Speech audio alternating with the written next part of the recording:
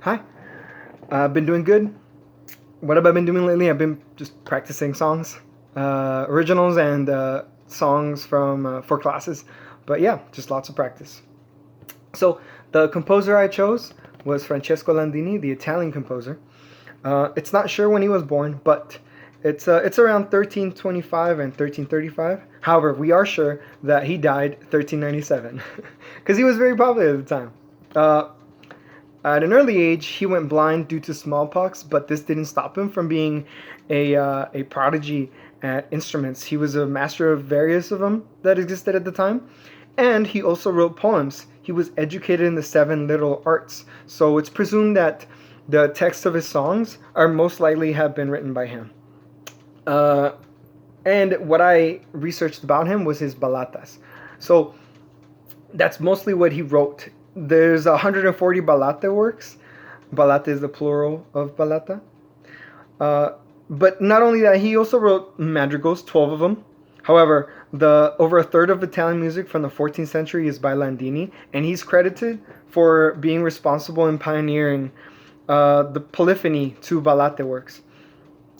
So yeah, I mean, he wrote 89 for two voices, 42 for three voices, and at least nine of them have both two and three voices to them.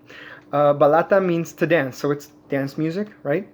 And the form is mostly A B B A, the music for the music, and the verses are A B C D.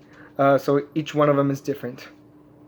But yeah, that's oh yeah, and also when you hear a sixth in between a seventh and a tonic, right? So before that resolution happens, that's known as the Landini cadence. So you'll hear 7 6 1, right, instead of just 7 1.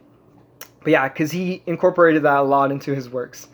Um, all right, so the piece that I chose to describe is called Ecco la Primavera, and as the title says, it's about spring, which was kind of interesting to me. The text is in Italian, but it doesn't seem religious. So it seems to speak about spring, what it causes, like love among two people, the grass is greener, everything is blooming. But yeah, that's why I thought it was going to be religious. So I didn't find one that I was looking for specifically because I wanted an a cappella version, but I just found a modernized version where there's instrument accompanying the voices, because it's supposed to be a two-part voice. However, I found it with instruments. The rhythm appears to be in 3/4 the whole way through, and it's not too intense in terms of rhythm. There's a couple syncopation measures. The melody is what I find kind of interesting because the ideas are similar but different, right? And I think it's mostly because the measures start in the same intervals, some of them. So it feels like it's about to repeat, but then it just does something different, right? And it's the same but different. So it doesn't feel like I left home. It just feels like I'm in the yard. Yeah. All right, now in terms of my original connection. All right, now it's gonna be kind of crazy because I was listening to Francesco Landini's songs, and I noticed that the performers were doing the sped up melismas, right? The descant clausules that we talked about in the lecture like a week ago.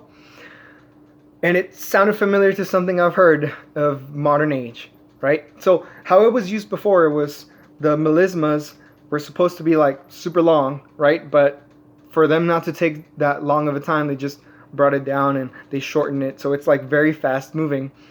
What if the modern descant clausules is rapping, like very fast rapping? I'm talking like Eminem's Godzilla rapping, where it has an average of 7.23 words per second. So it's not that they're trying to like shorten the time, right? But they're doing a lot of words in a short amount of time. So it's kind of like, a descant clausule right there. But yeah. All right. That was Francesco Landini.